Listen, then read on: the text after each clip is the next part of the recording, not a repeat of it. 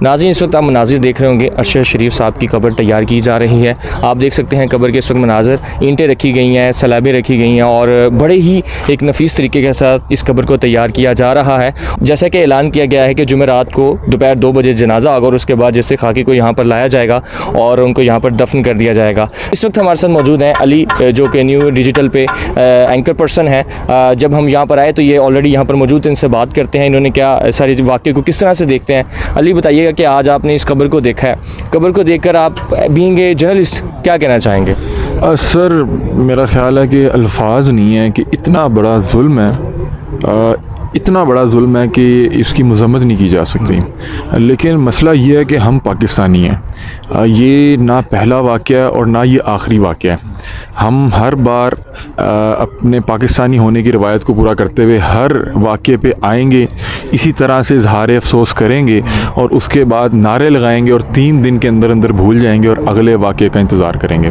मैंने बहुत से सीनियर सहाफ़ी, बहुत हाई प्रोफाइल लोगों का इंटरव्यू किया, उनसे पूछा कि अगर अरशद शरीफ जैसा सीनियर सहाफ़ी जिसके अल्फाज में इतनी ताकत थी कि बड़े बड़ों को ढेर कर देता था, बड़े बड़े डरते थे उसके, यार ये हमारे बारे में ये बात ना कर दे, उस शख्स को रोड पे इस तरह से कत्ल कर देना, शहीद कर देना, तो आप और मैं किस खेत की मूली हैं? तो उन्होंने कहा कि आप और मैं किसी खेत की मूली नहीं है, आप भी तैयारी करें, आप जर्नलिज्म कर रहे हैं, एक एक कफन लेके रखें, आपकी बारी आएगी तो हम पहले आगे इज़हार अफ़सोस करेंगे, हमारी बारी आएगी तो आप आगे इज़हार अफ़सोस करिएगा।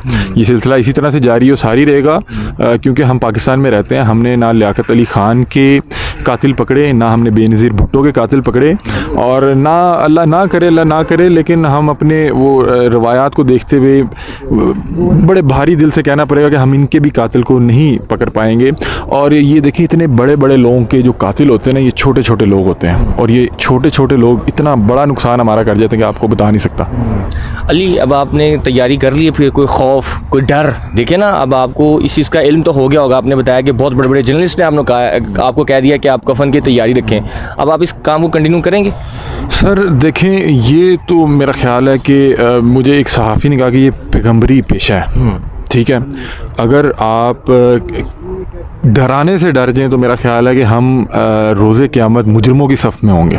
मेरा ख्याल है, ये ज़ाती तौर पर मेरा ख्याल है। इस वाक़े से एक चीज़ जो मैंने एक्सपीरियंस की वो ये थी कि जिस टाइम मुझे रात के 2:45 बजे खबर मिली, मैं उस रात सो नहीं सका। मुझे नहीं पता कि मैं क्यों नहीं सो सका, क्यों एक गम व गुस्सा था, क्यों रोना आ रहा था। अगले दिन जब ये ख़बर वायरल हुई, फैमिली को पता लगा, मेरी वालदा मुझे घर से भेजते हुए उनके चेहरे पे खौफ है, डरी हुई हैं, कह रही हैं बेटा ध्यान से, अगर अरशद शरीफ के साथ हो सकता है। वो एक असल और रसूख वाला आदमी था, वो आज से नहीं, यानी कि आज कल का से नहीं ये कर रहा था, जाहिर बात है, अभी आपका आगाज़ है। हाँ, और इस तरह इसके साथ हो सकता है। वालदा फैमिली वाले ऐतल कुर्सी पर के भेज रहे हैं, और ये देखें कि बड़े भारी दिल से कहना पा रहा है कि ये तो चलें, दुनिया से चले गए ना, इनके लिए ये दुनिया ख़त्म हो गई, और बड़े अच्छे तरीके से गए आगे।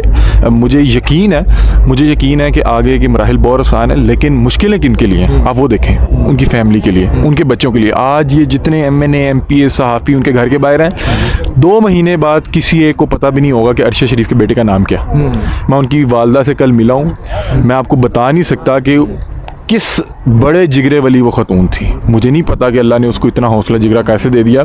मुझे जब उनसे मिलने जाने का मौका मिला, मैं उनके घर का वो जो सफ़र तय कर रहा था, मैं सोच रहा हूँ कि एक माँ को क्या अल्फाज कहूँ कि मैं उससे इज़हार अफ़सोस कर सकूँ। मैं उनके पास पहुँच गया, मेरे पास कोई अल्फाज नहीं थे, और मैंने यहाँ से शुरू किया कि माँ जी, मेरे पास अल्फाज नहीं है कि मैं किस तरह से इज़हार अफ़सोस करूँ। बस तो ये आपने माँ को क्या अल्फाज किए जब आपने उनसे इज़हार ताज़ियत किया? ऐसे कौन से अल्फाज थे जब आपने उनको कहे, और क्या था आपके ज़हन में? मुझे था कि एक ख़ातून होंगी जो वहाँ पे रो रही होंगी और मातम कर रही होंगी। वो एक ख़ातून थी जो शेरों की तरह वहाँ पे बैठी हुई थी, उसके चेहरे पे कोई आंसू नहीं था, कोई पेशेमानी नहीं थी, वो सबको मैनेज कर रही थी।